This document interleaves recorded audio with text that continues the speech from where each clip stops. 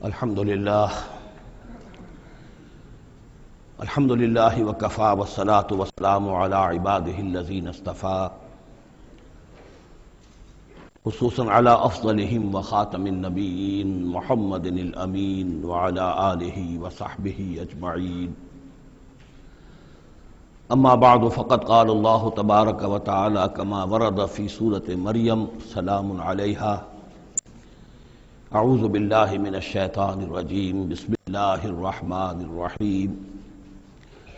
واذکر فی الکتاب موسیٰ انہ کان مخلصا وکان رسولا نبیا ونادیناہ من جانب الطور الایمن وقربناہ نجیا ووہبنا لہ من رحمتنا اخاہ ہارون نبیا واذکر فی الکتاب اسماعیل انہ کان صادق الوعد وکان رسولا نبیا وکان یأمر اہلہ بالصلاة والزکاة وکان عند ربہ مرضیا واذکر فی الکتاب ادریس انہ کان صدیقا نبیا ورفعناہ مکانا علیا صدق اللہ العظیم رب اشرح لی صدری ویسر لی امری واحلل عقدۃ من لسانی یفقہوا قولی اللہم ربنا الہمنا رشدنا واعذنا من شرور انفسنا اللہم ارنا الحق حقا وارزقنا اتباعہ وارنا الباطل باطلا وارزقنا اللہم ربنا آنس وحشتنا فی قبورنا وارحمنا بالقرآن العظیم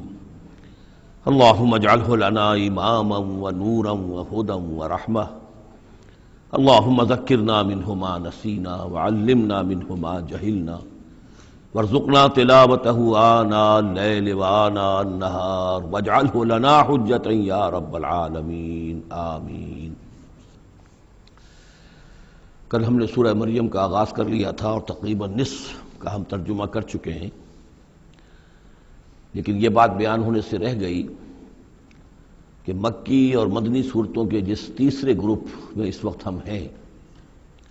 جس کی مکیات کا آغاز ہوا تھا سورہ یونس سے، تو اس میں 9 صورتیں ہم پڑھ چکے ہیں۔ جیسا کہ میں نے عرض کیا، وہ 9 صورتیں تین صورتوں کے سب گروپس کی شکل میں ہیں۔ ہر سب گروپ میں ایک جوڑا ہے جس کے اندر وہ نسبت زوجیت بتمام و کمال موجود ہے، اور ایک منفرد مزاج کی صورت ہے۔ سورہ یونس، سورہ ہود ایک جوڑے کی حیثیت سے، سورہ یوسف منفرد ہے، ایک ہی نبی کے حالات پر پوری صورت جو ہے وہ مشتمل ہے۔ پھر سورہ رعد اور سورہ ابراہیم یہ جوڑے کی شکل میں ہے۔ سورہ حجر یہ منفرد مزاج کی ہے، بلکہ اس پورے گروپ میں یہ اس اعتبار سے قدر مختلف نظر آتی ہے کہ اس کا انداز جو ہے وہ ابتدائی زمانے کی صورتوں کا ہے، مضامین کی مناسبت بھی انہی سے ہے۔ چھوٹی چھوٹی آیتیں ہیں، ردم جو ہے وہ بہت تیز ہے، صوتی آہنگ بہت نمایاں ہے، ڈیوائن میوزک جو ہے، جو ملکوتی غنا ہے، وہ اس میں بہت نمایاں ہے۔ پھر 3 صورتیں، سورہ نحل سب سے بڑی ہے اس سب گروپ میں، یہ منفرد مزاج کی ہے، لیکن اس کے بعد سورہ بنی اسرائیل اور سورہ کہف یہ ایک نہایت حسین و جمیل جوڑا ہے۔ اب پھر 3 صورتیں جو آ رہی ہیں، سورہ مریم، پھر سورہ طٰہٰ، سورہ انبیاء۔ یہاں بھی معاملہ وہی ہے کہ ان میں سے 2 صورتیں جو ہیں سورہ مریم اور سورہ انبیاء، ان میں بڑی گہری مشابہت ہے، اور یہ قصص النبیین کے انداز میں یہاں تذکرہ ہے انبیاء کرام کا، انباء الرسل کے انداز میں نہیں ہے۔ وہ جو انداز سورہ کہف، سورہ اعراف میں ہم نے دیکھا، سورہ ہود میں ہم نے دیکھا کہ رسول آئے، انہوں نے دعوت دی، قوم نے انکار کیا، قوم ہلاک کر دی گئی، یہ انداز جو انباء الرسل، ایام اللہ، اس کا نہیں ہے۔ لیکن یہ کہ ایک جو ہے اس سب گروپ میں منفرد صورت ہے، اور وہ ہے سورہ طٰہٰ۔ یہ اس اعتبار سے کہ تقریباً پوری ایک ہی رسول کے حالات پر مشتمل ہے، حضرت موسیٰ علیہ السلام۔ 8 میں سے 5 رکوع مسلسل جو ہیں وہ حضرت موسیٰ علیہ السلام کے حالات پر ہیں، اور ان کی ایک نسبت جو معنوی قائم ہو جاتی ہے اس سورہ مبارکہ کی سورہ یوسف کے ساتھ، وہ یہ ہے کہ تاریخی اعتبار سے ہمیں معلوم ہے کہ حضرت یوسف علیہ السلام کے زمانے میں بنی اسرائیل مصر میں جا کر آباد ہوئے، اور حضرت موسیٰ علیہ السلام کے ذریعے سے اللہ تعالیٰ نے انہیں پھر جو مصر میں فرعونیوں نے انہیں جو اپنا غلام بنا لیا تھا، اس غلامی سے نجات دلائی، اور وہ واپس مصر سے نکل کر پھر اپنے آبائی وطن جو ہے سمجھیے جو حضرت ابراہیم کا مسکن تھا، یعنی فلسطین کی طرف روانہ ہوئے۔ تو ان میں بھی ایک نسبت قائم تو ہو جاتی ہے لیکن وہ فاصلے سے ہے۔ سورہ مریم میں اور سورہ انبیاء میں آپ کو قصص النبیین کے انداز کا بات ملے گی، تو یہ آپ جب ہم پڑھیں گے تو بات نمایاں ہو جائے گی۔ البتہ ایک چیز کے لیے رات میں نے کہا تھا اس پر گفتگو کل ہوگی۔ سورہ مریم میں ہم نے اب تک جو پڑھا ہے، سب سے پہلے حضرت زکریا حضرت یحییٰ کا تذکرہ ہوا پہلے رکوع میں۔ دوسرا رکوع بہت طویل ہے، اس میں حضرت مریم اور حضرت عیسیٰ کا سلام علیہم ان کا تذکرہ ہوا ہے۔ تیسرے رکوع میں پھر حضرت ابراہیم علیہ السلام کا اور ان کے ساتھ ہی پھر حضرت اسحاق اور حضرت یعقوب کا تذکرہ ہوا ہے۔ حضرت ابراہیم کے بارے میں کہا گیا کہ انہ کان صدیقا نبیّا۔ اب یہ ایک نئی ترکیب ہے کہ جو پہلی مرتبہ قرآن مجید میں آئی ہے، اور میں نے اسی لیے آج جو ہے کئی آیات تلاوت کی ہیں اگلے رکوع کی، کہ آپ یہ دیکھ سکیں کہ دو کے بارے میں آ رہا ہے رسول نبیّا، حضرت اسماعیل اور حضرت موسیٰ علیہ السلام رسول النبی، انہ کان رسول النبی، اور دو ہی کے بارے میں آیا انہ کان صدیق النبی، یعنی حضرت ابراہیم علیہ السلام اور حضرت ادریس علیہ السلام۔ تو اس میں فرق کیا ہے؟ ظاہر بات ہے کہ الفاظ مختلف ہیں، ترکیب مختلف ہے، تو یقیناً ان کا مفہوم جدا ہے۔ اگرچہ بہت ہی میرے علم کی حد تک کسی نے اس پر توجہ نہیں کی ہے، بلکہ ایک بہت بڑے عالم تھے جو مفسر قرآن بھی ہیں، ان سے جب میں نے تذکرہ کیا تو ان کا کہ کیا واقعی ایسا ہے؟ یعنی یہ کہ وہ تفسیر بھی لکھ چکے تھے لیکن انہوں نے توجہ نہیں کی۔ ہوتا یہ ہے کہ آدمی جب گزر جاتا ہے تیزی کے ساتھ، اگر کسی چیز کی توجہ نہیں ہوتی، کیا واقعی ایسا ہے کہ دو کے بارے میں ہے رسول النبی اور دو کے بارے میں ہے صدیق النبی؟ تو میں نے ان سے سوال کیا تھا کہ اس میں پھر کیا فرق ہے۔ اس کے لیے میں چاہتا ہوں کہ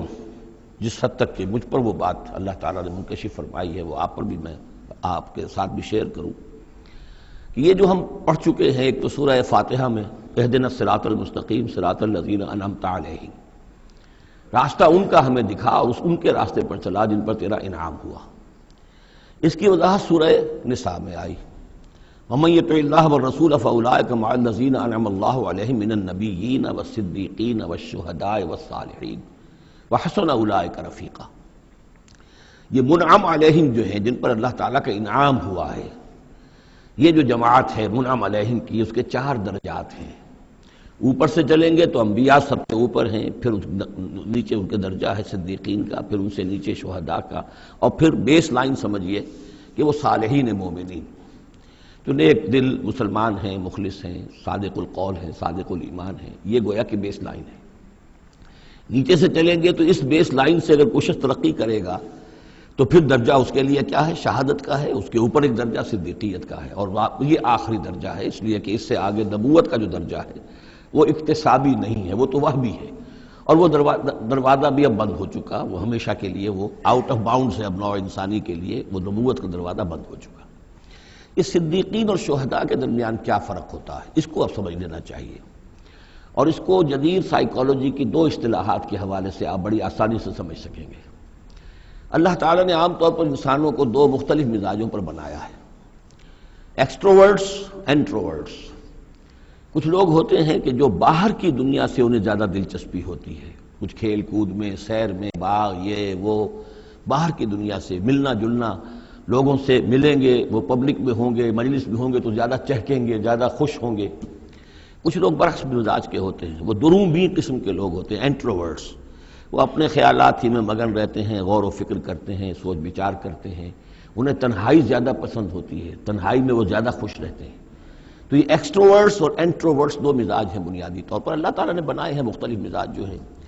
اور ایک ہوتی ہے تیسری ایک کیفیت کہ جس میں یہ دونوں چیزیں بڑے توازن کے ساتھ ہو، ایمبیورٹ۔ یہ بہت شاذ ہوتا ہے، بہت شاذ ہوتا ہے، بہت کم لوگ ہوتے ہیں دنیا میں کہ جو واقعتاً اس میں توازن قائم کر سکیں، یا ادھر کا رجحان ہوگا یا ادھر کا رجحان ہوگا۔ تو جو یہ انٹروورٹس ہوتے ہیں، جو غور و فکر کرتے رہتے ہیں، ان کے اندر جو ہے وہ یوں سمجھیے کہ فطرت کی جو اصل حقائق ہیں وہ کچھ زیادہ محفوظ رہتے ہیں ان کے غور و فکر کی وجہ سے۔ پھر وہ کائنات کے بارے میں بھی سوچتے ہیں، تو اس کائنات کی تمام آیات الہیہ بھی گویا کہ ان سے ہم کلام ہوتی ہیں، اشارے کرتی ہیں۔ یہ وہ لوگ ہوتے ہیں کہ جن تک گویا کہ وہ حقائق از خود روشن ہو چکے ہوتے ہیں ان تک، کہ جیسے ہم نے سورہ فاتحہ پڑھتے ہوئے کہا کہ کچھ لوگ ہوتے ہیں اپنی فطرت سلیمہ اور عقل سلیم کی رہنمائی میں یہاں تک تو پہنچ گئے کہ اللہ کو پہچان لیا، آخرت کو پہچان لیا، یہ بھی سمجھ لیا کہ اللہ ہی کی بندگی کرنی چاہیے، کیسے کریں یہ پتہ نہیں، اہدنا الصراط المستقیم، اب وہ راستہ مانگتے ہیں کہ ہمیں راستہ دکھا۔ یہ صدیقین ہوتے ہیں، اور ان کی شان یہ ہوتی ہے کہ جیسے ہی کسی نبی کی دعوت ان کے کان میں آتی ہے وہ ایسے لپک کر قبول کرتے ہیں کہ گویا کہ منتظر بیٹھے تھے، جیسے کوئی شخص وضو کر کے بیٹھا ہوا کہ بس اذان کی آواز آئے اور میں چلوں، اتنا ہی ہوتا ہے۔ اسی لیے حضور نے فرمایا ابو بکر رضی اللہ تعالیٰ عنہ کے بارے میں کہ میں نے جس کے سامنے بھی ایمان کی دعوت پیش کی اس نے کچھ نہ کچھ توقف ضرور کیا سوائے ابو بکر کے، ایک لحظے کا توقف نہیں کیا، گویا کہ وہ تو تیار بیٹھے ہوئے تھے۔ البتہ جو ایکسٹروورٹس ہوتے ہیں وہ چونکہ ان کی توجہ نہیں ہوتی حقائق کی طرف، وہ دنیا میں مگن ہیں، کھیل کود میں ہیں، شکار میں ہیں، کشتیوں میں ہیں، ہنسی مذاق میں ہیں، گفتگوؤں میں لگے ہوئے ہیں، تو انہیں کچھ زیادہ غور و فکر کی ان کے اندر جو ہے طبیعت کے اندر میلان نہیں ہوتا اس کا، لہذا انہیں دیر لگ جاتی ہے نبی کی دعوت کو سمجھنے میں، اس کی طرف متوجہ ہونے میں۔ لیکن یہ ہے کہ جب ان کا توجہ ہو جاتی ہے، ہوتی بھی عام طور پر جذباتی انداز میں ہوتی ہے، لیکن جب ان کی توجہ ہو جائے جذباتی انداز میں تو پھر یہ ہے کہ وہ چونکہ ہوتے ہیں ایکٹیو زیادہ ہوتے ہیں، لہذا وہ اپنی فعالیت کی وجہ سے آگے نکل جاتے ہیں، بظاہر وہ صدیقین سے آگے نکل جائیں گے فعالیت کی وجہ سے، اس لیے کہ وہ فعال زیادہ ہیں۔ اب اس کی مثال حضرت عمر ہے، حضرت حمزہ ہیں رضی اللہ تعالی عنہما، 6 سال لگ گئے۔ حضرت عمر کے بارے میں تو آپ کہہ سکتے ہیں کہ سب کوئی گھرانہ مختلف تھا، وہ بنو عدی میں سے تھے، حضور بنو ہاشم میں سے تھے، لیکن حضرت حمزہ کو کیوں دیر لگ گئی؟ 6 سال، سگے چچا ہیں، دودھ شریک بھائی ہیں، ساتھ کے کھیلے ہم جولی ہیں، نہایت محبت کرنے والے حضور سے، اور اسی کیفیت کے اندر وہ ایمان لائے کہ ایک روز آئے باہر سے، شکار کھیل کر آ رہے تھے، کئی دن باہر رہے تھے، واپس آئے تو ابھی گھر میں داخل نہیں ہوئے تھے، لونڈی نے کہا کہ آج تو ابو جہل نے بڑی گستاخی کی ہے آپ کے بھتیجے کے ساتھ، اور بس یہ سنتے ہی آگ بگولا ہو کر گئے ہیں، کمان جا کے ماری ابو جہل کے سر میں کہ تم نے یہ کیا ہے، اور اسی وقت کا اچھا میں اس پر ایمان لایا، آؤ کرو مقابلہ تم، یہ ان کے ایمان کا معاملہ ہے۔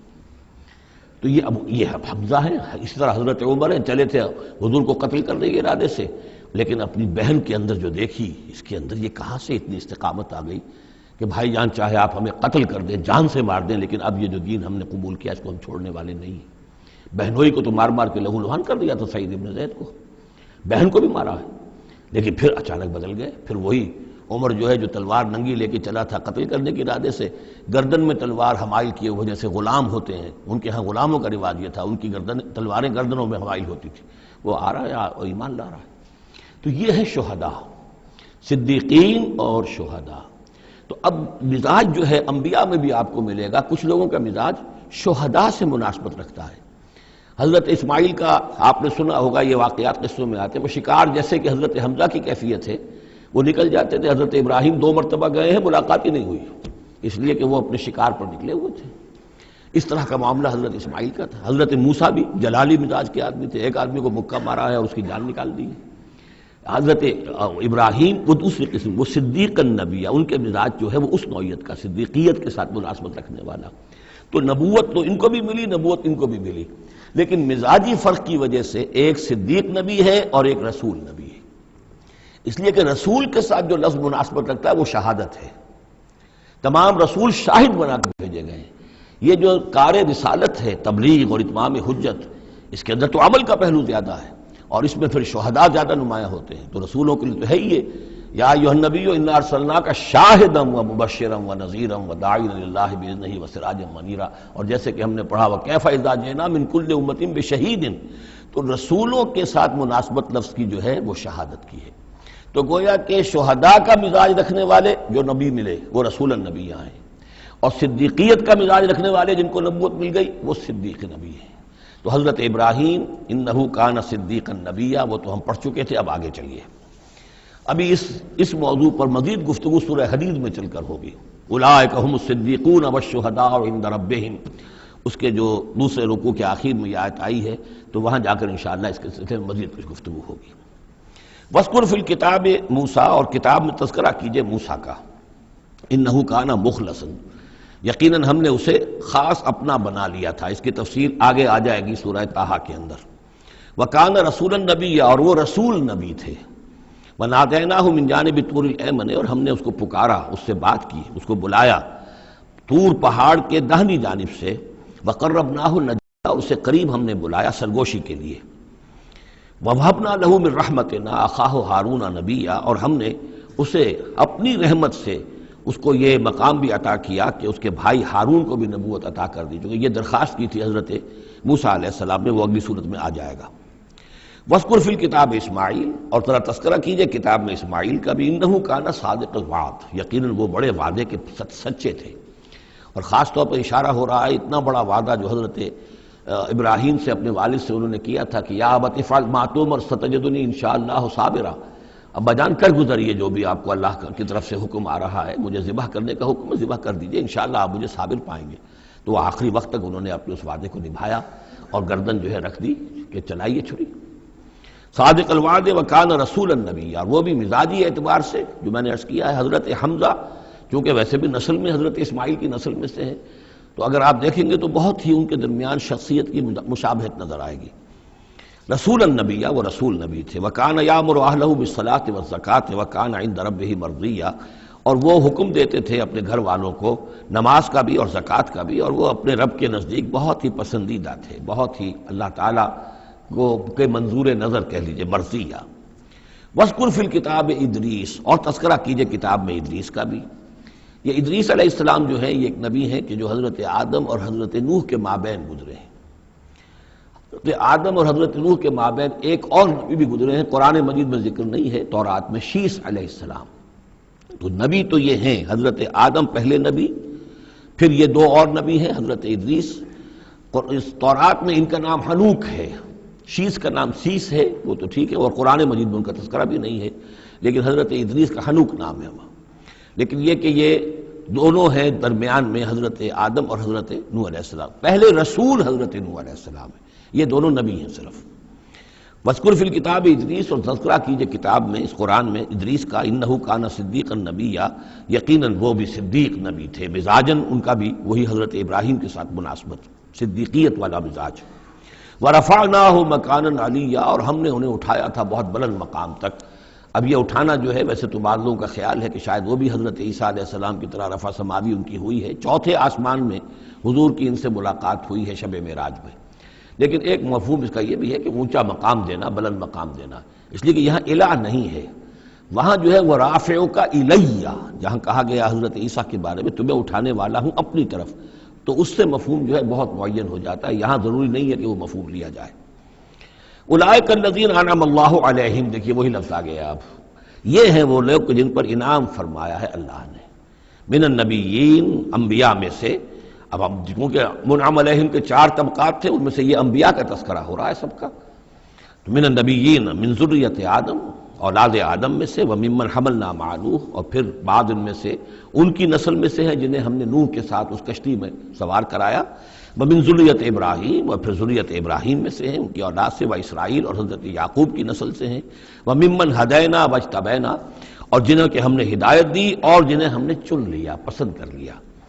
اذا تتلی علیہم آیات الرحمن، ان کی کیفیت یہ ہوتی تھی کہ جب رحمان کی آیات ان کو پڑھ کر سنائی جاتی تھی، خروا سجدا و بکیا، تو وہ گر پڑتے تھے اللہ کی جناب میں سجدہ کرتے ہوئے، روتے ہوئے۔ سجدہ کر لیجیے۔ فخلف من بعدہم خلف، پھر ان کی جگہ پر بعد میں آ گئے، ان کے جانشین ہوئے، ان کے وارث ہوئے ایسے ناخلف لوگ۔ یہ خلف کا لفظ جب آتا ہے لام کی جزم کے ساتھ تو ناخلف، یعنی ایسے لوگ کہ جو اپنے اسلاف کے کردار اور ان کی بزرگی جو ہے اس کو برباد کرنے والے، تباہ کرنے والے، ان کی نیک نامی کو بٹا لگانے والے ہوں، ناخلف۔ فخلف من بعدہم خلف، پھر ان کی اولاد میں سے ایسے ناخلف بھی پیدا ہوئے، اضاعوا الصلاۃ، جنہوں نے نماز کو تو ضائع کر دیا، واتبعوا الشہوات، اور خواہشات کی پیروی کی، شہوات، خواہشات، جذبات، فسوف یلقون غیا، تو عنقریب ان کی ملاقات ہو جائے گی گمراہی کے ساتھ، یعنی گمراہی کا جو انجام ہے یہ اس سے دوچار ہو جائیں گے۔ الا من تاب وآمن وعمل صالحا، سوائے اس کے کہ جو توبہ کریں اور ایمان لائیں اور نیک عمل کریں، فاولئک یدخلون الجنہ، وہ لوگ جنت میں داخل ہوں گے، ولا یظلمون شیئا، اور ان پر قطعاً کوئی ظلم نہیں کیا جائے گا، ان کا کوئی حق تلفی نہیں کی جائے گی، ان کے پورے اعمال کا انہیں بدلہ مل جائے گا۔ جنات عدن التی وعد الرحمن وعبادہ بالغیب، یعنی ان کو کیا ملے گا؟ وہ باغات، ریزیڈنشل گارڈن، بسنے والے باغات، رہنے والے باغات، جن کا کہ وعدہ کیا تھا رحمان نے اپنے بندوں سے غیب میں، یعنی ظاہر بات ہے قرآن مجید میں وعدہ ہو رہا ہے تو ابھی نہ وہ جنت ہمارے سامنے ہے، نہ خود اللہ تعالیٰ جو ہے روح در روح ہمارے سامنے ہے، ہم ایمان لا رہے ہیں اس پر غیب، یؤمنون بالغیب۔ انہ کان وعدہ ماتیا، یقیناً اس کا وعدہ جو ہے وہ تو پورا ہونے والا ہی ہے، اس کو تو وقت پر پہنچنا ہی ہے، اب وہ اپنی جگہ پر پختہ ثابت ہوگا۔ لا یسمعون فیہا لغوا الا سلاما، وہ نہیں سنیں گے اس میں کوئی لغو بات، بس صرف سلام ہی سلام، ہر طرف سے فرشتے آ رہے ہیں تو سلام، قیلا سلاما سلاما۔ وَلَهُمْ رِزْقُهُمْ فِيهَا بُكْرَةً وَعَشِيًّا، اور ان کے لیے ان کا رزق ہوگا اس میں صبح بھی اور شام کو بھی۔ تِلْكَ الْجَنَّةُ الَّتِي نُورِثُ مِنْ عِبَادِنَا مَنْ كَانَ تَقِيًّا، یہ ہے وہ جنت جس کو کہ ہم جس کے وارث بنائیں گے ہم اپنے بندوں میں سے ان کو کہ جو متقی ہوں گے، خدا ترس ہوں گے، اللہ سے ڈرنے والے ہوں گے۔ وَمَا نَتَنَزَّلُ إِلَّا بِأَمْرِ رَبِّكَ، اور اے نبی ہم نہیں نازل ہوتے مگر آپ کے رب کے حکم سے۔ لَهُ مَا بَيْنَ أَيْدِينَا وَمَا خَلْفَنَا وَمَا بَيْنَ ذَلِكَ وَمَا كَانَ رَبُّكَ نَسِيًّا، اسی کے اختیار میں ہے جو کچھ ہمارے سامنے ہے اور جو کچھ ہمارے پیچھے ہے اور جو ان دونوں کے مابین ہے، اور اے نبی آپ کا رب بھولنے والا نہیں ہے۔ یہ بہت اہم مضمون ہے، اور در حقیقت ایک مضمون کا یوں سمجھیے کہ سلسلہ شروع ہو رہا ہے جس کی پہلی کڑی یہ ہے۔ اس کو یوں سمجھیے کہ حضور صلی اللہ علیہ وسلم کو جو قرآن مجید سے شغف تھا اور محبت تھی اور شوق تھا آپ کا، تو جو وقفہ پڑ جاتا تھا وہی میں، وہ آپ پر بڑا شاخ گزرتا تھا۔ آپ چاہتے تھے کہ وہی جلدی جلدی آئے تاکہ آپ اس سے اور اپنے وجود پرنور کو مزید منور کریں۔ آپ جو ہے قرآن مجید سے جو آپ کو عشق تھا اس کے بنا پر اس میں آپ کو اجلت رہتی تھی کہ جلدی آئے قرآن۔ تو اس حوالے سے آپ نے حضرت جبرائیل سے شکوہ کیا کہ آپ وقفے وقفے سے آتے ہیں، ہم انتظار کرتے رہتے ہیں۔ اس کا یہ جواب ہے جو جہاں دیا جا رہا ہے، وَمَا نَتَنَزَّلُ إِلَّا بِأَمْرِ رَبِّكَ، اے نبی ہم اپنی مرضی سے نہیں نازل ہو سکتے، ہم نہیں نازل ہوتے مگر آپ کے رب کے حکم سے۔ لَهُ مَا بَيْنَ أَيْدِينَا، یہ بہت ہی یعنی یوں سمجھیے کہ گہرے الفاظ ہیں۔ لَهُ مَا بَيْنَ أَيْدِينَا وَمَا خَلْفَنَا، جو ہمارے آگے ہے اس کا اختیار بھی اللہ ہی کا ہے، جو ہمارے پیچھے ہے اس کا اختیار بھی اللہ ہی کا ہے۔ وَمَا بَيْنَهُمَا وَمَا بَيْنَ ذَلِكَ، آگے اور پیچھے کے مابین کون ہے پھر؟ ہم، میں، میرا وجود، میرے آگے میرے پیچھے، اور ان دونوں کے درمیان کون ہے؟ میں گویا کہ بالکلیہ اللہ تعالیٰ کے حکم کے تابع ہوں۔ فرشتے کی یہی شان ہے کہ فرشتہ جو ہے یفعلون ما یؤمرون، جو حکم ملتا ہے، لا یعصون اللہ ما امرہم، ان کا معاملہ یہ ہے کہ جو بھی اللہ کا حکم ہے گویا کہ وہ تو اس سے سرتابی نہیں کرتے، سرے منہ اس میں فرق نہیں ڈالتے۔ وَمَا نَتَنَزَّلُ إِلَّا بِأَمْرِ رَبِّكَ، ہم نہیں اترتے یا اتر سکتے مگر آپ کے رب کے حکم سے، جب اسی کی مصلحت اور اسی کی مشیت ہوتی ہے وہ وحی دے کر ہمیں بھیجتا ہے۔ لَهُ مَا بَيْنَ أَيْدِينَا وَمَا خَلْفَنَا وَمَا بَيْنَ ذَلِكَ وَمَا كَانَ رَبُّكَ نَسِيًّا، اور اے نبی یہ جو کچھ تاخیر ہو جاتی ہے کسی بھول کی وجہ سے نہیں ہے کہ اللہ کو کوئی نسیان لائق ہو گیا ہے تو تھوڑی دیر کے لیے توجہ کہیں اور ہو گئی ہے، معاذ اللہ، تیرا رب جو ہے بھولنے والا نہیں ہے بلکہ یہ حکمت کے تحت ہے، اللہ تعالیٰ کی مشیت ہی ہے۔ كَذَلِكَ لِنُثَبِّتَ بِهِ فُؤَادَكَ رَتَّلْنَاهُ تَرْتِيلًا، وہ جو ہم پڑھ چکے سورہ بنی اسرائیل میں بھی، وَقُرْآنًا فَرَقْنَاهُ لِتَقْرَأَهُ عَلَى النَّاسِ عَلَى مُكْثٍ وَنَزَّلْنَاهُ تَنزِيلًا، یہ ہماری حکمت ہے کہ ذرا وقفے وقفے سے آپ یہ قرآن لوگوں کو پڑھ کر سنائیں۔ رب السماوات والارض، وہ رب ہے آسمانوں کا اور زمین کا، وما بینہما، اور جو ان دونوں کے مابین ہے، فاعبدہ، پس اسی کی بندگی اور پرستش کیجئے، واصطبر علیہ لعبادتہ، اور اس کی عبادت کے اوپر پوری طرح جمے رہیے، صبر کیجئے۔ هل تعلم له سمیا، تو کیا تم جانتے ہو کہ اس کی سی شان کا کوئی اور ہستی ہے؟ ظاہر بات ہے جو شان اللہ کی ہے اس کی سی شان رکھنے والی کوئی اور ہستی کائنات میں موجود نہیں۔ وَيَقُولُ الْإِنسَانُ وَإِذَا مَا مِتُّ لَسَوْفَ أُخْرَجُ حَيًّا، اور یہ انسان کہتا ہے حیران ہو کر،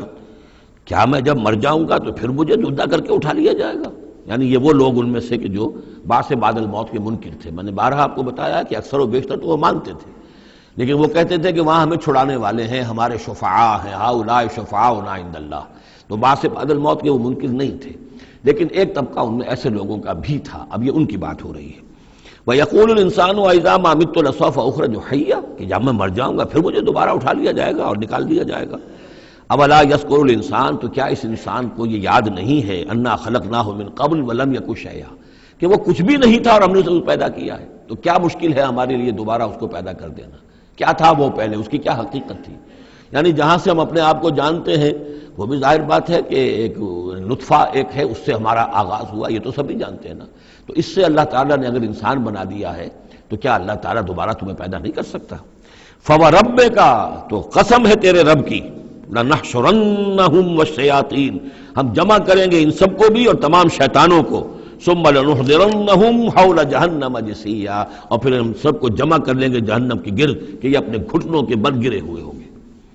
ثم لننزعن من كل شیعۃ ایہم اشد علی الرحمن عتیا، پھر ہم ہر گروہ میں سے، ہر قوم میں سے پھر نکالیں گے کون ہیں وہ جو سب سے زیادہ اکڑنے والے تھے رحمان کے مقابلے میں، بلاؤ ادھر سے ابو جہل کو اور بلاؤ ادھر سے عقبہ ابن ابی معیط کو، ہر گروہ میں سے جو سب سے زیادہ اللہ کا کی اس کے ساتھ گستاخی کرنے والا اور سب سے زیادہ تکبر کرنے والا تھا، پھر اس کو آگے نکال کر نمایاں کیا جائے گا۔ ثم لنحن اعلم بالذین هم اولی بها صلیہ، پھر ہم خوب جانتے ہیں ان لوگوں کو کہ جو بہت زیادہ قابل ہوں گے اور سب سے پہلے داخل ہونے والے ہوں گے اس جہنم کے اندر۔ وَإِن مِّنكُمْ إِلَّا وَارِدُهَا کان علی ربک حتما مقضیا، اور تم میں سے کوئی بھی نہیں ہے مگر یہ کہ اسے ایک مرتبہ جہنم پر آنا ہوگا، یہ فیصلہ ہے تیرے رب کا حتمی، طے شدہ، حتمن مقضیہ۔ اس کا جو مفہوم سمجھا گیا میں اسے اتفاق کرتا ہوں کہ اصل میں وہ پل صراط جس کا تذکرہ جو ہے آئے گا سورہ حدید میں بھی اور پھر سورہ تحریم میں بھی، جس کو ہم پل صراط کہہ دیتے ہیں، الصراط ہے وہ، یہی صراط مستقیم جس پر ہم چل رہے ہیں، یہ عالم برزخ کے اندر جا کر اور قیامت کے دن جو ہے یہی پل صراط بن جائے گا اور یہ جہنم کے اوپر ہوگا، گویا کہ اس پر سے گزر کر لوگ داخل ہوں گے جنت کے اندر، تاکہ مشاہدہ کر لیں کہ اللہ تعالیٰ نے کس چیز سے ہمیں بچایا ہے، اور وہاں پر جو جہنمی ہے وہ ٹھوکریں کھا کھا کر اس میں گرتے جائیں گے چونکہ ان کے پاس روشنی نہیں ہوگی۔ یہ مضمون جو ہے کھل کر آئے گا سورہ حدید میں اور سورہ تحریم میں۔ تو یہ فرمایا کہ آنا تو ہر ایک کو پڑے گا، ہر انسان کا گزر اس پر ہوگا، تاکہ اور اس میں یہ کہ یقیناً جو بچا لیے جائیں گے ان کے دل میں کس قدر اللہ تعالیٰ کی اس رحمت کا اور مغفرت کی قدر کتنی ہوگی کہ اللہ نے ہمیں کس انجام سے بچایا ہے۔ وَإِن مِّنكُمْ إِلَّا وَارِدُهَا كَانَ عَلَىٰ رَبِّكَ حَتْمًا مَقْضِيًّا ثُمَّ نُنَجِّي الَّذِينَ اتَّقَوْا، پھر وہاں سے ہم نجات دے دیں گے، بچا کر لے جائیں گے ان لوگوں کو جنہوں نے کہ تقویٰ کی روش اختیار کی تھی دنیا میں، وَنَذَرُ الظَّالِمِينَ فِيهَا جِثِيًّا، اور چھوڑ دیں گے ظالموں کو اسی میں پڑے ہوئے، وہ وہاں پر پڑے جائیں گے، گرتے جائیں گے اور اہل ایمان اور اہل تقویٰ نکل جائیں گے۔ وَإِذَا تُتْلَىٰ عَلَيْهِمْ آيَاتُنَا بَيِّنَاتٍ، اور جب انہیں ہماری روشن آیات پڑھ کر سنائی جاتی ہیں، قَالَ الَّذِينَ كَفَرُوا لِلَّذِينَ آمَنُوا، تو کہتے ہیں یہ کافر لوگ اہل ایمان سے، اَيُّ الْفَرِيقَيْنِ خَيْرٌ مَقَامًا وَأَحْسَنُ نَدِيًّا،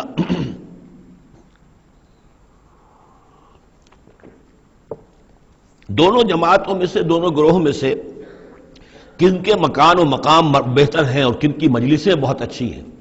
یعنی اے مسلمانوں دیکھو تم اور تمہارے رسول محمد صلی اللہ علیہ وسلم اور ان کے گرد جو لوگ بیٹھے ہوتے ہیں، نہ ان کے پاس دنیاوی دولت ہے، نہ حیثیت ہے، نہ وجاہت ہے، ایک ہم ہیں، دیکھو ذرا ابو جہل کی مجلس جا کے دیکھو کتنی آباد ہے، بڑے بڑے چودھری لوگ آ کر اس کے پاس بیٹھتے ہیں، ذرا کہیں جا کر ولید بن مغیرہ کی چوپال دیکھو، اس کی چوپال جو ہے اس کی کیا شان ہے۔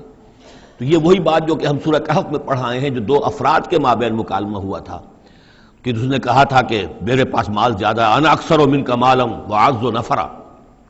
اسی طرح انہوں نے کہا کہ ای الفریقین خیر مقاما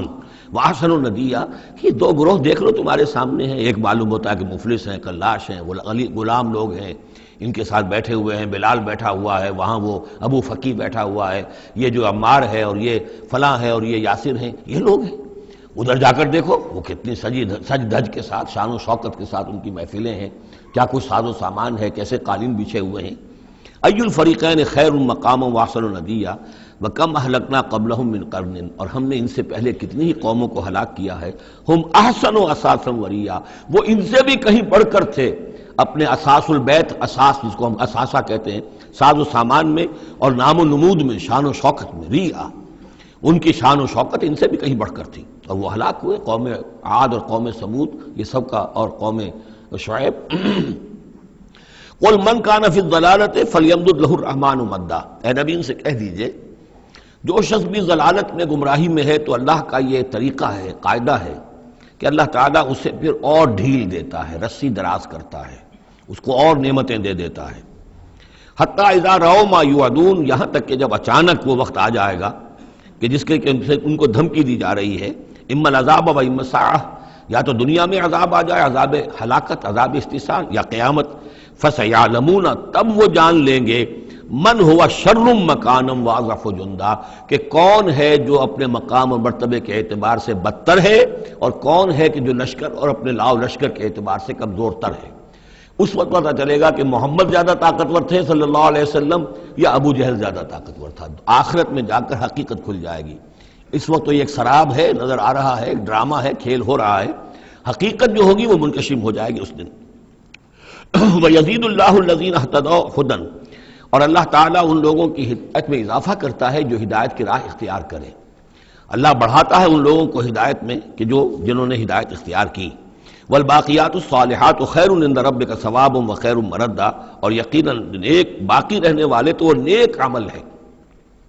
یہ مال و دولت باقی رہنے والا نہیں ہے، یہ تو یہیں کی شے یہیں رہ جائے گی۔ باقیات الصالحات، بقا اگر ہے، دوام ہے، انسان کے ساتھ اس عالم آخرت میں جانے والی کوئی شے ہے تو باقیات الصالحات ہے، وہ تو نیک کام ہے۔ خیر عند ربک ثوابا، وہ یقیناً تیرے رب کے نزدیک بہت بہتر ہیں بدلے کے اعتبار سے بھی، وخیر مردا، اور اس اعتبار سے بھی کہ لوٹ کر جایا جائے ان کے پاس۔ جب ہم وہاں پہنچیں گے ہمیں اپنے اعمال جو ہے وہاں منتظر ملیں گے، ان کی جزا، بلکہ یہ کہ کہا جائے گا یہ تمہارے اعمال ہی ہیں، ان کی شکل بدل گئی ہے۔ افرأیت الذی کفر بآیاتنا وقال لأوتین مالا وولدا، تو کیا تم نے دیکھا اس شخص کو جو ہماری آیات کا تو کفر کرتا ہے اور کہتا ہے مجھے تو لازماً ملے گا، مال بھی ملے گا اور اولاد بھی ملے گی۔ یہ وہی بات سمجھ لیجیے سورہ کہف میں آ چکی ہے کہ اس نے کہا تھا وَلَئِن رُدِدتُّ إِلَىٰ رَبِّي لَأَجِدَنَّ خَيْرًا مِنْهَا مُنْقَلَبًا، تم جو ہو جوتیاں پھٹکار رہے ہو یہاں پر بھی، تمہیں وہاں بھی کچھ نہیں ملنا۔ اگر واقعی آخرت ہو ہی گئی، اول تو مجھے گمان نہیں،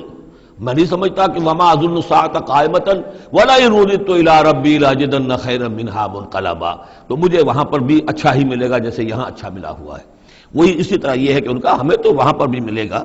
آخرت میں بھی بہت سا مال بھی ملے گا، اولاد بھی ملے گی۔ اطلاع الغیب، یہ دنیا بھی مراد ہو سکتی ہے لیکن میرے نزدیک آخرت ہی مراد ہے۔ اطلاع الغیب، کیا وہ غیب پر مطلع ہو چکا ہے، اس نے جھانک کر دیکھ لیا ہے غیب کو؟ ام اتخذ عند الرحمن عہدا، یا وہ کوئی رحمان سے عہد لے چکا ہے، پکا قول و قرار لے چکا ہے جس پر اس یقین سے کہہ رہا ہے کہ اسے تو مال بھی ملے گا اور اولاد بھی ملے گی۔ کلا، ہرگز نہیں۔ سنکتب ما یقول، جو کچھ یہ کہہ رہا ہے وہ ہم لکھ لیں گے تاکہ جواب دہی پوری کرنی پڑے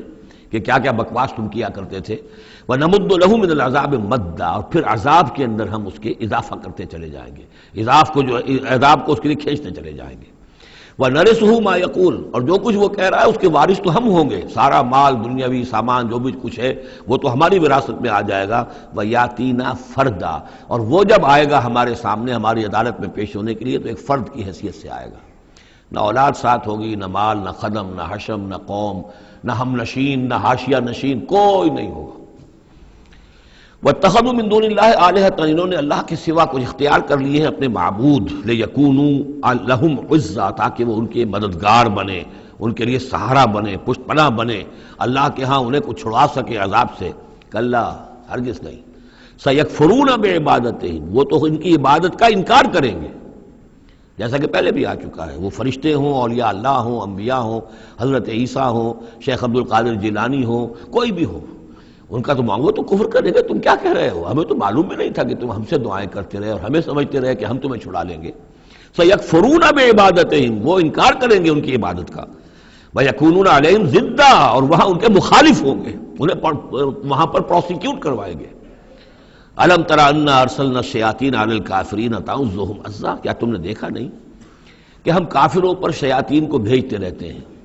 یعنی یہ کہ یہ شیاطین جن جو ہیں یہ ان پہ حملہ آور ہوتے رہتے ہیں اور انہیں خوب ابھارتے رہتے ہیں گناہوں کے اوپر، اور انہیں اور سرکشی کے اوپر آمادہ کرتے رہتے ہیں۔ وجہ کیا ہے کہ خود انہوں نے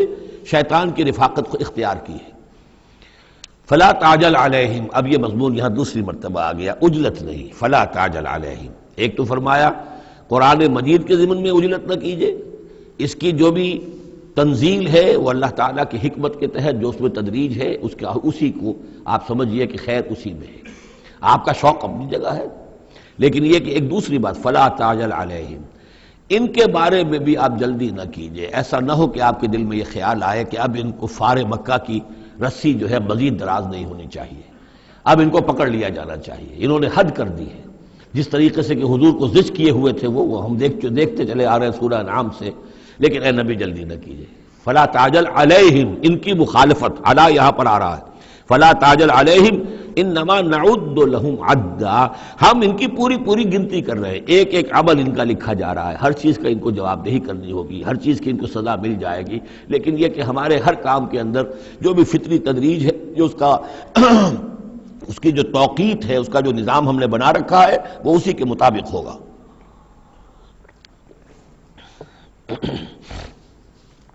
یوم نحشر المتقین الی الرحمن وفدا، یاد کرو جس دن کی ہم جمع کریں گے اہل تقویٰ کو، وہ رحمان کی طرف آئیں گے مہمانوں کی صورت میں، جیسے مہمانوں کا استقبال ہوتا ہے،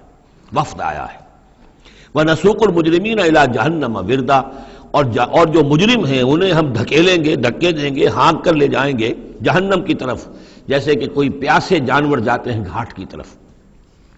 لا یملکون الشفاعۃ الا من اتخذ عند الرحمن عہدا، کسی کے بھی کوئی شفاعت کام نہیں آئے گی سوائے اس کے کہ جس نے رحمان کے پاس اپنا ایک مقام حاصل کر لیا ہے،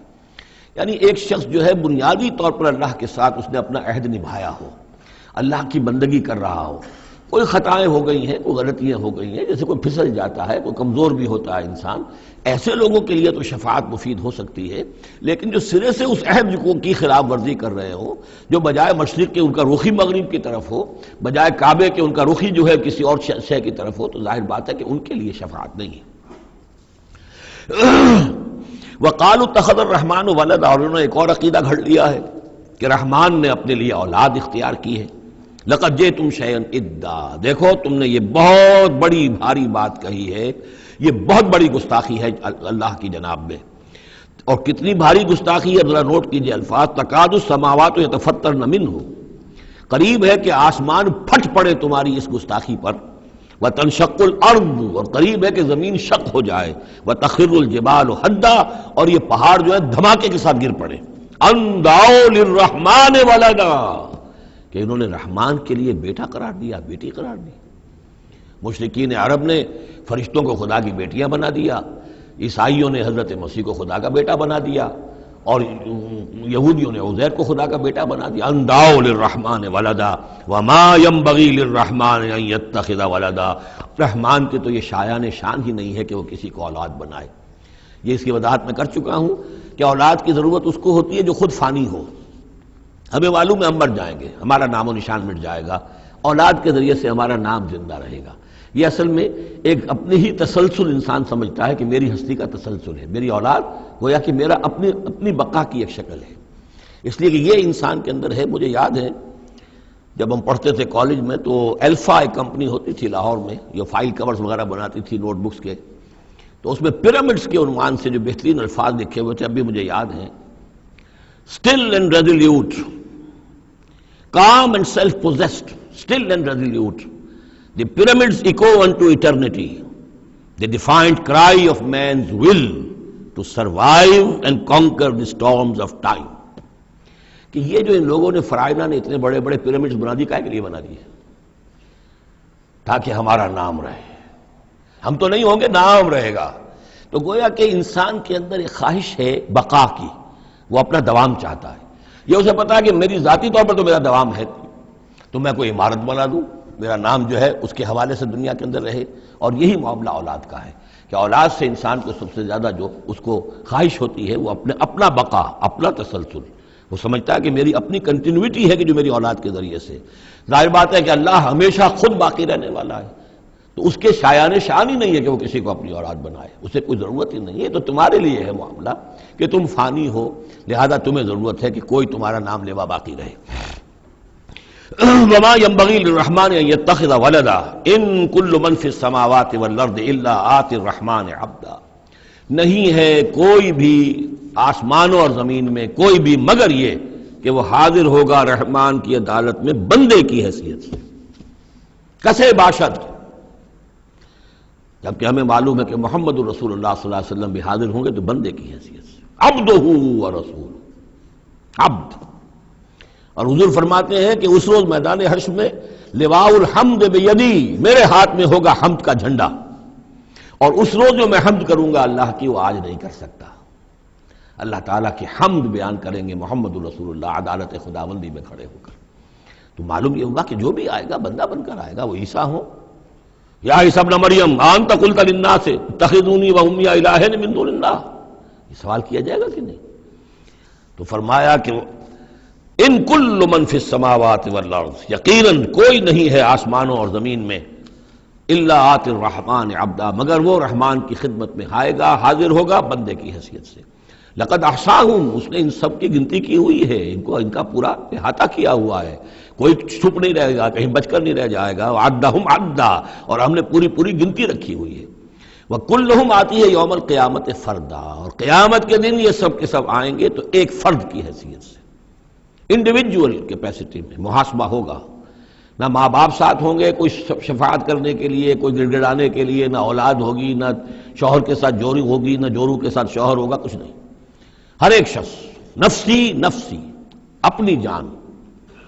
وکلہم آتی ہے یوم القیامت فردا، میری جو کتاب ہے سابقہ اور موجودہ مسلمان امتوں کا ماضی، حال اور مستقبل، اس میں ایک چیپٹر ہے قرآن کا قانون عذاب، کہ عذاب جو قوموں کے اوپر آتا ہے وہ دنیا میں آتا ہے، آخرت کا عذاب جو ہے وہ افراد کے لیے ہے۔ محاسبہ اجتماعی جو ہوتا ہے وہ اللہ کا دنیا میں ہوتا ہے، لیکن آخرت کا حساب وہ جو ہے محاسبہ انفرادی ہے۔ ان الذین آمنوا وعملوا الصالحات سیجعل لهم الرحمن ودا، یقیناً جو لوگ ایمان لائے اور جنہوں نے نیک عمل کیا، ان قریب رحمان ان کے لیے محبت پیدا کر دے گا، یعنی لوگوں کے دلوں میں محبت ڈال دے گا۔ یہی ابو بکر ہوں گے جن کا نام کس تعظیم سے لوگ لیا کریں گے، کس محبت سے لیا کریں گے۔ یہی بلال ہوں گے جن کی جو تعظیم ہوگی، جن کی کتنی محبت کی جائے گی۔ ابھی ذرا وقت ہے، کٹھن ہے۔ سیجعل لهم الرحمن ودا، حدیث میں بھی آتا ہے کہ اللہ تعالیٰ جو ہے اپنے کسی بندے سے محبت کرتا ہے تو پہلے فرشتوں کو، جبرائیل سے کہا جاتا ہے کہ میں اپنے اس بندے سے محبت کرتا ہوں، اعلان کر دو۔ وہ فرشتوں میں اعلان کرتے ہیں، ان کے دل میں اس کی محبت ڈال دی جاتی ہے، پھر وہ عام دنیا میں اور لوگوں کے اندر اس کی ایک محبت ڈال دی جاتی ہے۔ فَإِنَّمَا يَسَّرْنَاهُ بِلِسَانِكَ، یہ آیت بڑی اہم ہے۔ تو ہم نے اس قرآن کو یسرنا ہو، اس کو قرآن کو آسان کر دیا ہے، بلسان کا، آپ کی زبان پر یا آپ کی زبان کے ساتھ، یعنی عربی زبان میں۔ یہ بہت آسان ہے، بہت ہی ستھری زبان ہے، سادہ زبان ہے، جس کو ہم کہتے ہیں کہ سہل ممتنع، اس کے اندر ثقالت نہیں ہے، بوجھل پن کا نہیں ہے، بہت بھاری بھرکم الفاظ کہیں کہیں شاذ آئے ہیں، ورنہ عام طور پر قرآن مجید جو بڑی سلیس زبان میں ہے۔ انما یسرناہ لسانک، بلسانک لتبشر بہ المتقین، تاکہ آپ بشارت دیں اس کے ذریعے سے متقیوں کو، وتنذر بہ قوما لدا، اور اس کے ذریعے سے انذار فرمائے۔ یعنی آپ کی دعوت کا مرکز و محور اور آپ کا آلہ جو ہے، آلہ دعوت، آلہ انقلاب، وہ قرآن مجید ہے۔ انذار کیجئے قرآن کے ذریعے، تبشیر کیجئے قرآن کے ذریعے، تذکیر کیجئے قرآن کے ذریعے۔ فذکر بالقرآن من یخاف وعید، تذکیر ہو، وعظ ہو قرآن کے ذریعے۔ یا ایھا الناس قد جاءتکم موعظۃ من ربکم، اس سے بڑا وعظ اور کوئی نہیں۔ تزکیہ نفس و قرآن کے ذریعے سے، شفاء لما فی الصدور یہ ہے، سورہ یونس میں بھی آ چکا، سورہ بنی اسرائیل میں بھی آ چکا۔ وَنُنَزِّلُ مِنَ الْقُرْآنِ مَا هُوَ شِفَاءٌ وَرَحْمَةٌ لِّلْمُؤْمِنِينَ، تو قرآن مجید ہی در حقیقت دعوت اور تربیت کا اور تعلیم کا گویا کہ اس کا محور ہے، مرکز و محور۔ فَإِنَّمَا يَسَّرْنَاهُ بِلِسَانِكَ لِتُبَشِّرَ بِهِ الْمُتَّقِينَ وَتُنذِرَ بِهِ قَوْمًا لُدًّا وَكَمْ أَهْلَكْنَا قَبْلَهُم مِّن قَرْنٍ، اور ان سے پہلے ہم نے کتنی ہی قوموں کو ہلاک کیا۔ هَلْ تُحِسُّ مِنْهُم مِّنْ أَحَدٍ،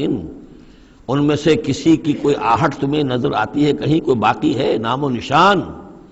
کہیں عاد کا کوئی نام و نشان باقی ہے؟ اور تسمع لهم رکزا، یا کہیں ان کی کوئی بھنک تمہارے کان میں آتی ہے؟ معلومات نسیم منسیہ، ختم ہو گئے۔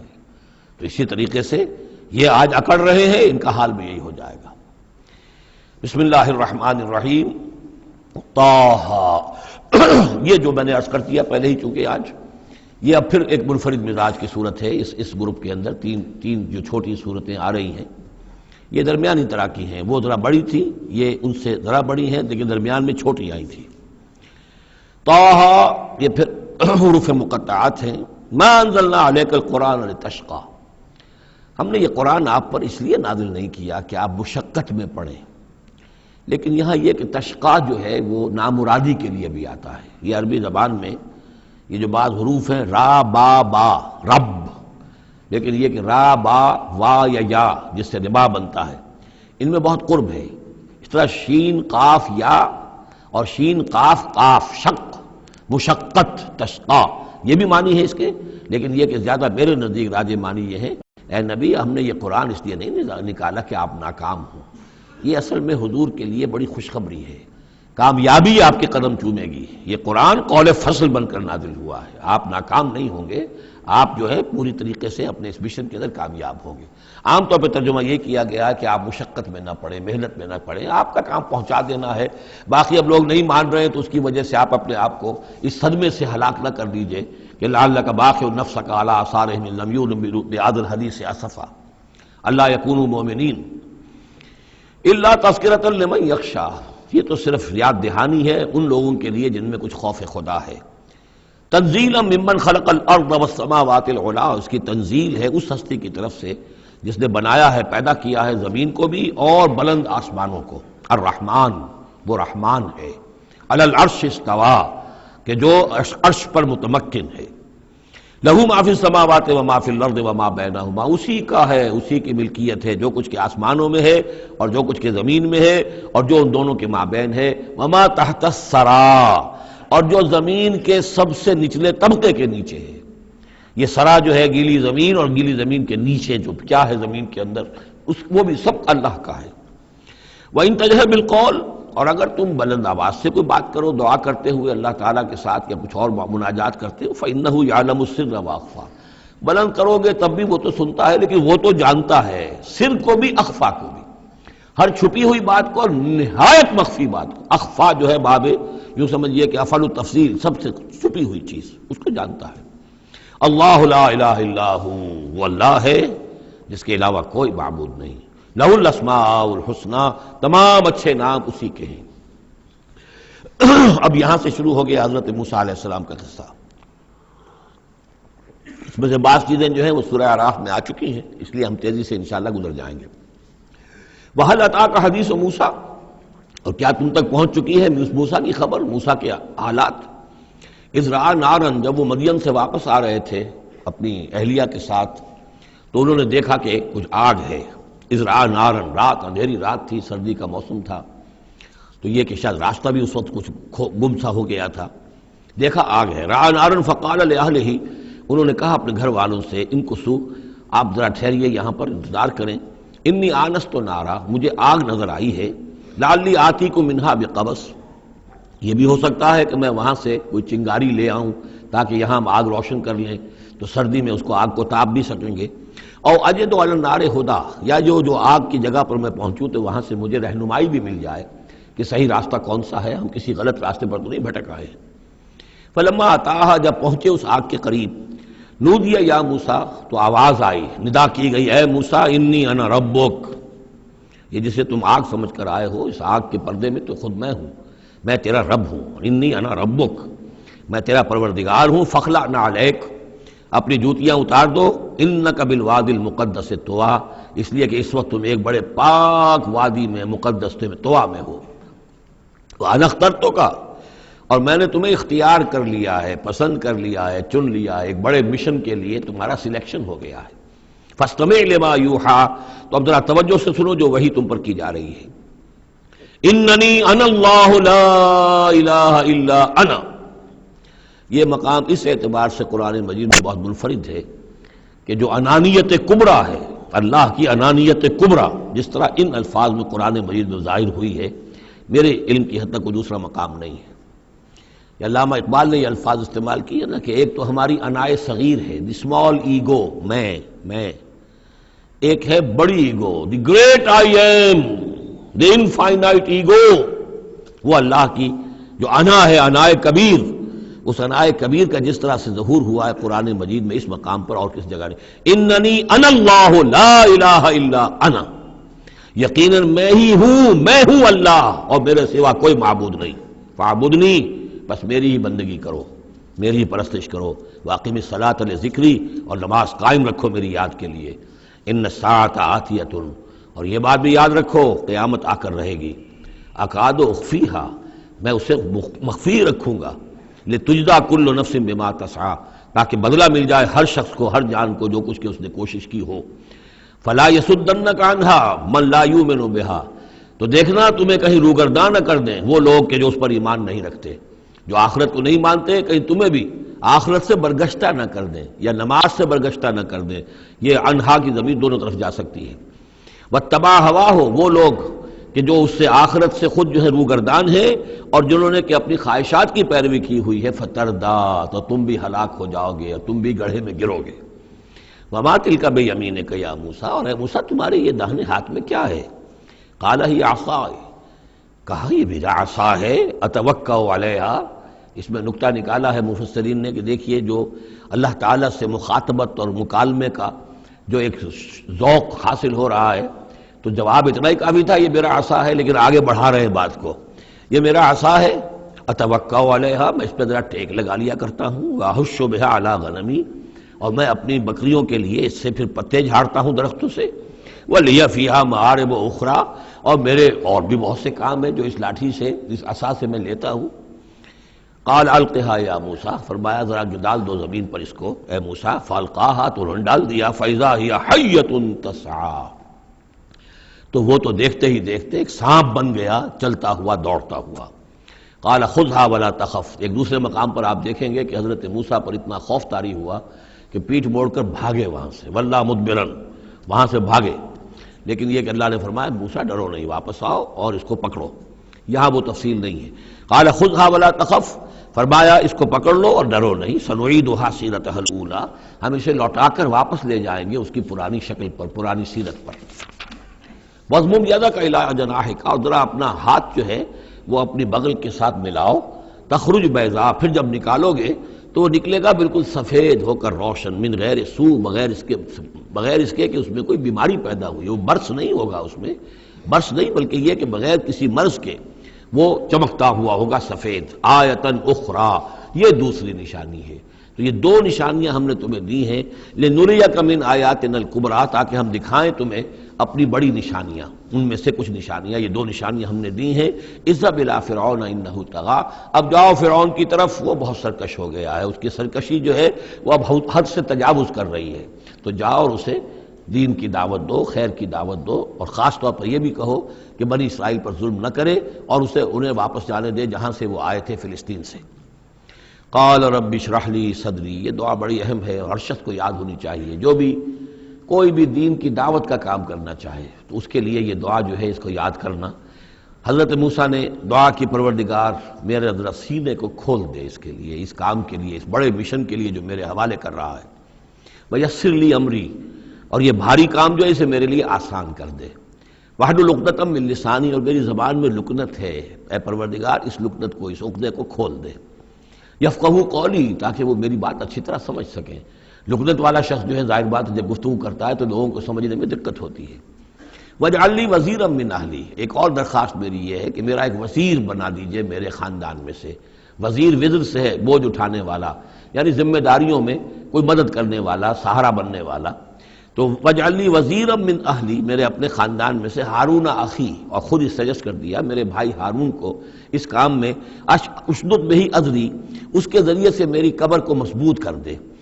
اور اشرکہ فی امری، واشرکہ فی امری، اسے میرے اس کام میں شریک کر دے، کہ نسبحک کثیرا، تاکہ ہم دونوں مل کر پھر تیری تسبیح کریں کثرت کے ساتھ، ونذکرک کثیرا، اور تیرا ذکر کریں کثرت کے ساتھ، انک کنت بنا بصیرا، یقیناً پروردگار تو ہمیں دیکھ رہا ہے ہمارے حالات سے، کا تو خود جو ہے وہ چشمدید گواہ ہے۔ قال قد اوتیت سؤلک یا موسیٰ، فرمایا کہ ٹھیک ہے موسیٰ، گرانٹڈ، یور ریکویسٹ گرانٹڈ، قد اوتیت سؤلک یا موسیٰ، اے موسیٰ جو تم نے سوال کیا، جو درخواست کی، وہ سب ہم نے منظور کی۔ وَلَقَدْ مَنَّا عَلَيْكَ مَرَّةً أُخْرَىٰ، اور ہم نے تو تم پر ایک مرتبہ اور بہت بڑا احسان کیا تھا۔ اِذْ أَوْحَيْنَا إِلَىٰ أُمِّكَ مَا يُوحَىٰ، جبکہ ہم نے تمہاری ماں کو وحی کی تھی جو تمہیں وحی کی جا رہی ہے۔ اب تمہیں ہم بتا رہے ہیں کہ ہم نے اس وقت کیا وحی کی تھی۔ وہ وحی کیا تھی؟ کیونکہ اس زمانے میں بھی طے تھا کہ تمام جو ہے بنی اسرائیل میں جو بیٹا بھی پیدا ہو اس کو قتل کر دیا جائے، صرف بیٹی کو زندہ رکھا جائے۔ تو بھی حضرت موسیٰ علیہ السلام کی جو والدہ ہیں ان کو اللہ تعالیٰ نے یہ حکم الہام کے ذریعے سے یا وحی کے ذریعے سے جو بھی تھا وہ بھیج دیا تھا۔ اب کہہ دیا تھا اقذفی فی التابوت، کہ اس کو ذرا ایک صندوق میں بند کرو، فاقذفیہ فی الیم، اور پھر اسے دریا میں ڈال دو، فلیلقہ الیم بالساحل، دریا اسے ساحل پر لے جائے گا، ساحل پر رکھ دے گا۔ یاخذہ عدو لی وعدو لہ، اور پھر وہاں وہ شخص اس کو پکڑ لے گا، اس کو لے لے گا، اس صندوق کو، اور صندوق میں جو بچہ ہے اس کو، جو میرا بھی دشمن ہے اس کا بھی دشمن ہے۔ لیکن یہ کہ ہم بچائیں گے۔ اب اس سے آگے جو ہے حضرت موسیٰ کی والدہ سے کیا کہا، اس سے آگے اب خود اپنی بات شروع کر دی اللہ تعالیٰ نے۔ یہ اللہ قرآن کا یہ اسلوب ہے، پوری بات نہیں، باقی یہ کہ فل ان دی گیپس، باقی ساری گفتگو جو ہے وہ آپ خود جو ہے اس پورے سیاق و سباق سے سمجھ سکتے ہیں۔ وَأَلْقَيْتُ عَلَيْكَ مَحَبَّةً مِّنِّي، اور ہم نے اے موسیٰ تمہارے اوپر اپنی خاص ایک محبت کا پرتو ڈال دیا۔ بڑی موہنی صورت، بڑی موہنی صورت، دیکھتے ہی گرویدہ ہو جائیں۔ اب اللہ نے کہا محبتم منی، القیت علیک محبتم منی، یعنی یہ کہ وہ پورا نقشہ اب یہاں پر جو ہے کہ وہ ساحل میں وہ صندوق ڈال دیا گیا، وہ چلتا گیا، اور وہ ساتھ ہی اس کی بہن سے، حضرت موسیٰ کی بڑی بہن تھی، ہمشیرہ تھی، کہہ دیا کہ ساحل کے ساتھ ساتھ تم جاتے بھی رہو، چلتی رہو، دیکھو کہاں جاتا ہے، یہ کیا ہوتا ہے۔ اور اسے جا کے بتا بھی دیا کہ وہ محل میں پہنچ گیا ہے صندوق۔ وہ صندوق کھولا گیا، بچہ نکل آیا، اور اس وقت جو ہے وہ تو قتل کرنے پر تلا ہوا تھا فرعون، لیکن یہ کہ وہ حضرت آسیہ جو تھی بنی اسرائیل ہی میں سے اور بڑی نیک عورت تھی، اور وہ فرعون کے گھر میں تھی اس وقت، انہوں نے کہا کہ قرۃ لی ولک، یہ قرۃ عین لی ولک، یہ میری اور تمہاری لیے آنکھوں کی ٹھنڈک بنے گا، ہمیں اللہ نے اولاد نہیں دی، اسے قتل نہ کرو۔ اور ادھر اللہ تعالیٰ نے ایسا ان کے چہرے کے اوپر جو ہے وہ ایسے اثرات پیدا کر دیے تھے کہ دیکھتے ہی کوئی شخص جو ہے وہ بالکل ان کا گرویدہ ہو جائے۔ وَأَلْقَيْتُ عَلَيْكَ مَحَبَّةً مِّنِّي، میں نے خاص اپنی طرف سے تمہارے اوپر ایک اپنی محبت کا پرتو ڈالا۔ وَلِتُصْنِعَ عَلَىٰ عَيْنِي، اور یہ اس لیے کیا ہم نے تاکہ دشمن بھی جو تمہارے گرویدہ ہو جائے اور پھر تمہاری پرورش ہو۔ تُصْنِعَ، تمہیں بنایا جائے، مصنع جس کو کہتے ہیں کارخانہ، اب وہ کارخانہ تربیت کا کارخانہ محل ہے۔ تُصْنَعَ عَلَىٰ عَيْنِي، ہماری نگاہوں کے سامنے تمہاری تربیت ہو۔ اس تمشی اختوں کا، جب تمہاری بہن چلتی ہوئی وہاں تک پہنچ گئی، فَتَقُولُ هَلْ أَدُلُّكُمْ عَلَىٰ مَن يَكْفُلُهُ، ہوا یہ کہ اللہ تعالیٰ نے حضرت موسیٰ علیہ السلام کو حکم دے دیا تھا بچے کی حیثیت ہی سے کہ کسی بھی دائی کا اور دایا کا جو دودھ جو ہے وہ نہ پیے۔ اب انہوں نے بہت سی عورتیں بلائی کہ جن کا یہ دودھ پی سکے تاکہ بچے کو پالنا، آخر کیسے پلائے، لیکن یہ کہ وہ کسی کا دودھ پی نہیں رہا ہے۔ تو وہ بہن جو کھڑی ہوئی دیکھ رہی تھی، اس نے کہا هَلْ أَدُلُّكُمْ عَلَىٰ مَن يَكْفُلُهُ، کیا میں تمہیں بتاؤں، ایک خاندان ہے ایسا کہ جو کفالت کرے گا تمہارے لیے، اس بچے کی پرورش کرے گا۔ نتیجہ کیا ہوا کہ پھر وہ ماں آئی اور ماں کا دودھ پیا، اور ماں کی گود میں اللہ نے پھر پہنچا دیا حضرت موسیٰ علیہ السلام کو۔ فَرَجَعْنَاكَ إِلَىٰ أُمِّكَ، تو ہم نے لوٹا دیا تمہیں اے موسیٰ تمہارے ماں کی طرف، کہ تقر عینها ولا تحزن، تاکہ اس کی آنکھ ٹھنڈی رہے اور وہ غم نہ کھائے۔ اللہ تعالیٰ کو تو اپنے بندوں کے احساسات و جذبات کا اس حد تک پاس ہے کہ پھر اس کی گود جو ہے اس کے اندر اپنا اس کا بچہ پہنچا دیا گیا۔ فَرَجَعْنَاكَ إِلَىٰ أُمِّكَ كَيْ تَقَرَّ عَيْنُهَا وَلَا تَحْزَنْ، تاکہ اس کی آنکھ ٹھنڈی رہے اور وہ حزن میں مبتلا نہ ہو۔ وَقَتَلْتَ نَفْسًا، اور اے موسیٰ پھر جب تم جوان ہوئے تو تمہارے ہاتھوں ایک جان قتل ہو گئی تھی، تم نے ایک قبطی کو قتل کر دیا تھا۔ فَنَجَّيْنَاكَ مِنَ الْغَمِّ، تو ہم نے تمہیں اس غم سے نجات دی۔ وَفَتَنَّاكَ فُتُونًا، اور پھر تمہیں بہت سے امتحانات میں سے گزارا، بہت سی آزمائشوں میں سے گزارا، بھٹیوں میں سے گزارا۔ فَلَبِثْتَ سِنِينَ فِي أَهْلِ مَدْيَنَ، یہ سورہ قصص میں آئے گی ساری تفصیل، جس کو یہاں پر 2-3 آیتوں میں بیان کیا گیا ہے، اس کی تفصیل سورہ قصص میں۔ فَلَبِثْتَ سِنِينَ فِي أَهْلِ مَدْيَنَ، پھر تم اہل مدین میں رہے کئی سال۔ ثُمَّ جِئْتَ عَلَىٰ قَدَرٍ يَا موسیٰ، پھر اے موسیٰ جو یہاں آئے ہو تو یوں نہ سمجھو کہ اچانک آ گئے ہو، یہ تمہیں تقدیر لے کر آئی ہے، میرا فیصلہ لے کر آیا ہے۔ یہ سارا معاملہ جو ہے یہ پلانڈ ہے، یہ ہم نے اس طریقے سے کیا ہے، یہ ساری چیز جو ہے یہ از خود نہیں ہو گئی ہے، للٹپ نہیں ہو گئی ہے، یہ کوئی اندھا بہرا جو ہے وہ چانس نہیں ہے۔ ثُمَّ جِئْتَ عَلَىٰ قَدَرٍ يَا موسیٰ وَاصْطَنَعْتُكَ لِنَفْسِي، اور میں نے تمہیں بنایا ہے، تیار کیا ہے۔ یہ صنعت ہی سے اصطناع باب افتعال، لیکن صاد کی مناسبت سے تیج ہے وہ توئے میں بدل گئی ہے۔ میں نے تمہیں تیار کیا ہے، خاص طور پر تمہارے اندر خصوصی صلاحیتیں پیدا کی ہیں، تمہیں خاص طور پر بادشاہ کے محل میں پرورش کروایا ہے، اس لیے کہ مجھے تم سے ایک بڑا کام لینا ہے۔ وَاصْطَنَعْتُكَ لِنَفْسِي اذْهَبْ أَنْتَ وَأَخُوكَ بِآيَاتِي وَلَا تَنِيَا فِي ذِكْرِي، جاؤ تم اور تمہارا بھائی میری یہ نشانیاں لے جاؤ اور دیکھنا میرے ذکر میں سستی نہ کرنا۔ اذهبا إِلَىٰ فِرْعَوْنَ إِنَّهُ طَغَىٰ، جاؤ تم دونوں فرعون کی طرف، وہ یقیناً بہت سرکش ہو گیا ہے۔ فَقُولَا لَهُ قَوْلًا لَيِّنًا لَعَلَّهُ يَتَذَكَّرُ أَوْ يَخْشَىٰ، تو دیکھو جا کر وہاں پر بات کرنا اس سے بڑی نرم، ایسا تاکہ شاید کہ وہ سوچے یا اس کے دل میں بھی خوف پیدا ہو جائے۔ قَالَا رَبَّنَا نَخَافُ أَن يَفْرُطَ عَلَيْنَا، انہوں نے کہا پروردگار ہمیں تو اندیشہ یہ ہے کہ وہ اچانک ہم پر پھٹ پڑے، بھڑک اٹھے اور ہمارے اوپر بھبک پڑے اور یتغا یا ہم پر کوئی زیادتی کرے، قال لا تخافا، فرمایا نہیں تم دونوں ڈرو نہیں، اننی معکما اسمع و ارا، میں تم دونوں کے ساتھ ہی ہوں، ہر بات سنوں گا بھی، سنتا بھی ہوں، دیکھوں گا اور دیکھتا ہوں۔ بارک اللہ لی ولکم فی القرآن العظیم ونفعنی وإیاکم بالآیات والذکر الحکیم۔